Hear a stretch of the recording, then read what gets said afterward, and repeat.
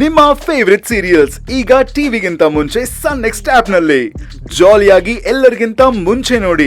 ಈಗಲೇ ಸನ್ next app download ಮಾಡಿ ಮತ್ತು ಸಬ್ಸ್ಕ್ರೈಬ್ ಮಾಡ್ಕೊಳ್ಳಿ. ಈ ಸಾಹೇಬ್ರು ಬರಬೇಕು. ಅಲ್ಲ ಸರ್, 11 ಗಂಟೆ ಆಯಿತು, ಸಾಹೇಬ್ರು ಇನ್ನೂ ಬಂದಿಲ್ವಾ? ನೋಡೋಕೆ ಒಳ್ಳೆಯವ್ರ ಥರ ಕಾಣಿಸ್ತಿದ್ದೀರಾ. ನನ್ನ ಹತ್ರ ಕೇಳಿದಾಗೆ ಅಲ್ಲಿ ಬಂದು ಕೂತ್ಕೊಳ್ತಾರಲ್ಲ, ಅವ್ರ ಹತ್ರ ಕೇಳಿಬಿಡ್ಬೇಡಿ. ಅಯ್ಯಪ್ಪ ಮೊದಲೇ ಟೆನ್ಷನ್ ಪಾರ್ಟಿ. ಆಮೇಲೆ ನಿಮ್ಮ ಕೆಲಸನ 1 ವಾರ ಆದರೂ ಮಾಡಿಕೊಡಲ್ಲ. ಹೋಗಿ ವೆಯ್ಟ್ ಮಾಡಿ. ಅಲ್ಲ ಸರ್, ಅದು ಅಂಗಡಿನಲ್ಲಿ ಯಾರೂ ಇಲ್ಲ. ಅಂಗಡಿ ಎಲ್ಲಿದೆ ಹೇಳಿ? ಯಾಕೆ ಸರ್? ನಾನು ಹೋಗಿ ನಿಮ್ಮ ಅಂಗಡಿ ನೋಡ್ಕೊಳ್ತೀನಿ, ಅದಕ್ಕೆ. ಸರಿ ಸರ್. ಸರ್ ಬನ್ನಿ ಇಲ್ಲಿ. ಏನಿಷ್ಟು ದಿಮಾಕಲ್ಲಿ ಮಾತಾಡ್ತಿದ್ದಾನಂತ ಬೇಜಾರು ಮಾಡ್ಕೋಬೇಡಿ. ಈ ಅಡ್ರೆಸ್ ಚೇಂಜ್ ಮಾಡೋ ಕೆಲಸ ನಂದಲ್ಲ. ಇಲ್ಲಿ ಕೂತ್ಕೊಳ್ತಾರಲ್ಲ ಅವ್ರದ್ದು. ಅವ್ರು ಬಂದ ಕೂಡಲೇ ಕೆಲಸ ಮುಗಿಸ್ಕೊಂಡು ಹೋಗಿರಂತೆ. ಸರಿ ಸರ್.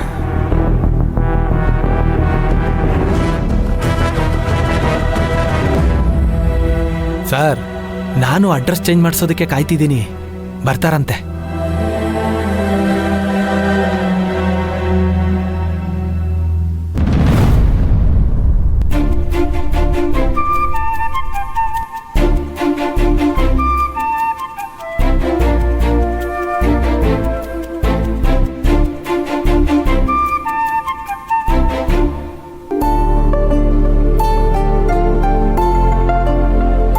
ಗಂಟೆ 12 ಗಂಟೆ ಆಯ್ತು, ಅಪ್ಪ ಇನ್ನೂ ಬಂದಿಲ್ವಲ್ಲ?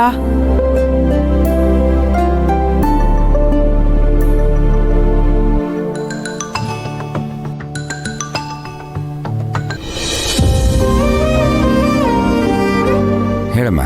ಅಪ್ಪ ಇನ್ನೂ ಕೆಲಸ ಮುಗ್ದಿಲ್ವಾ? ಇಲ್ಲಮ್ಮ, ಅಡ್ರೆಸ್ ಚೇಂಜ್ ಮಾಡೋ ಆಫೀಸರ್ ಇನ್ನೂ ಬಂದಿಲ್ಲಮ್ಮ. 10 ಗಂಟೆಗೆ ಆಫೀಸ್ ಓಪನ್ ಆಗ್ಬೇಕಾಗಿರೋದು, 12 ಗಂಟೆ ಆದ್ರೂ ಇನ್ನೂ ಬಂದಿಲ್ವಾ? ಅಲ್ಲೊಂದ್ಸರಿ ಕೇಳಿದ್ರಾ? ಕೇಳದ್ನಮ್ಮ, ಈಗ ಬರ್ತಾರೆ ಆಗ ಬರ್ತಾರೆ ಅಂತಾನೆ ಹೇಳ್ತಿದ್ದಾರೆ.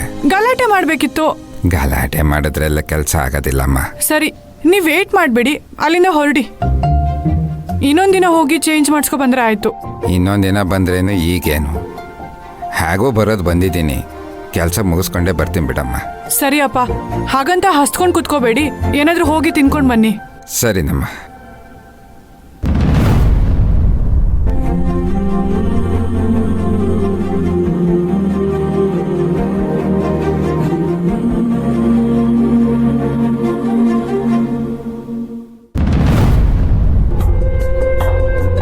ಸ್ವಾಮಿ ಸರ್, ಊಟಕ್ಕೆ ಬರಲ್ವಾ?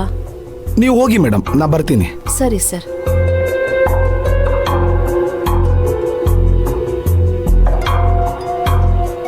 ಲಂಚ್ ಟೈಮ್ ಆಯಿತು, ಹೋಗಿ ಊಟ ಮಾಡ್ಕೊಳ್ಳಿ. ಅಯ್ಯೋ, ಯಾವಾಗಲೂ ಇದೇ ಕತೆ ನಿಮ್ಮದು.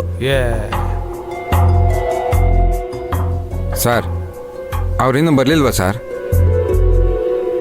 ಅಲ್ಲಿ ಯಾರಾದರೂ ಬಂದಿದ್ದಾರಾ?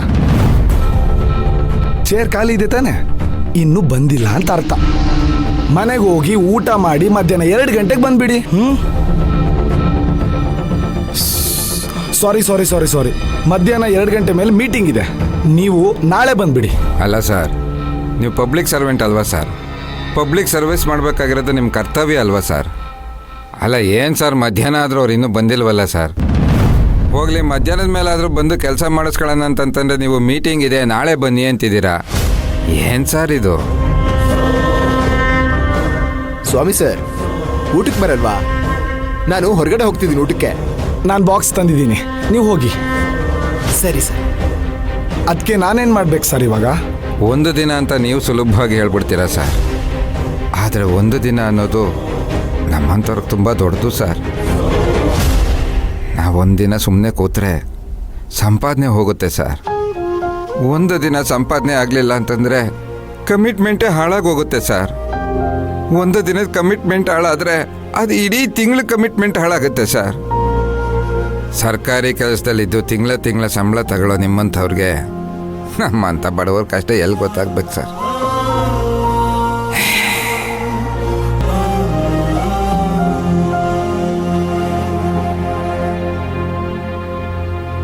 ಅಯ್ಯೋ, ಈ ನನ್ನ ಮಗ ಎಲ್ಲಿದನೋ, ಅದೇನು ಮಾಡ್ತಿದ್ದಾನೋ ಆ ದೇವರಿಗೆ ಗೊತ್ತು.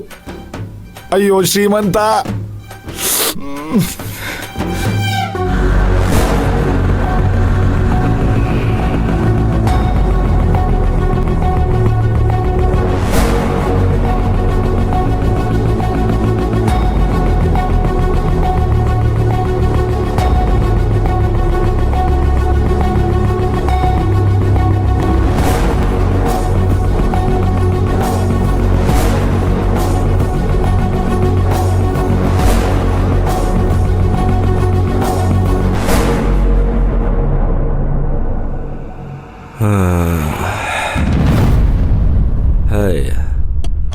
ಒಂದು ಗಂಟೆ ಆಗಂಗಿಲ್ಲ. ಒಳ್ಳೆ ಸ್ಕೂಲ್ ಮಕ್ಳ ಥರ ಬಾಕ್ಸ್ ಇಟ್ಕೊಂಡು ಊಟಕ್ಕೆ ಓಡೋಗ್ಬಿಡ್ತಾರೆ. ಹಾಯ್, ಇವರಿಗೆಲ್ಲ ಯಾವಾಗ ಬುದ್ಧಿ ಬರುತ್ತೋ, ನಮ್ಮ ದೇಶ ಯಾವಾಗ ಉದ್ಧಾರ ಆಗುತ್ತೋ. ನನಗೂ ಹೊಟ್ಟೆ ಹಸ್ತಿದೆಯಲ್ಲ, ನೋಡೋಣ ಏನು ಮಾಡೋದು ಅಂತ. ನಿಮ್ಮ ಕೆಲಸ ಆಗೋಯ್ತಂತ ಅನ್ಕೊಳ್ಳಿ ಸರ್. Okay sir. ಮಗ ಸೊಮೆ. ಆಹಾ, ಬಂದ್ಯಾ ರಾಜ್ಕುಮಾರ? ಕಣಪ್ಪ. ಲೋ ಮಗ, ನಿಂಗೋಸ್ಕರ ಅವಾಗಿಂದ ಯಾರೋ ವಯಸ್ಸಾದವರು ತುಂಬಾ ಹೊತ್ತು ಕಾಯ್ತಾ ಇದ್ರು ಕಣೋ. ಸಿಕ್ಕಿದ್ರ? ಇಲ್ವಲ್ಲ. ಯಾರು? ಏನೋ ಅಡ್ರೆಸ್ ಚೇಂಜ್ ಮಾಡ್ಬೇಕಂತ ಬಂದಿದ್ರು ಕಣೋ. ತುಂಬಾ ಹೊತ್ತು ವೆಯ್ಟ್ ಮಾಡ್ತಾ ಇದ್ರು. ಇಲ್ಲೇ ಎಲ್ಲೋ ಇದ್ರು ಕಣೋ.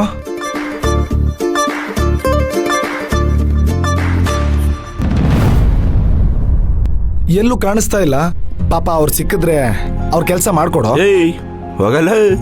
ಲೋ, ನೋಡಕ್ ಪಾಪ ತುಂಬಾ ಅಮಾಯಕರ ತರ ಕಾಣ್ತಿದ್ರು ಕಣೋ.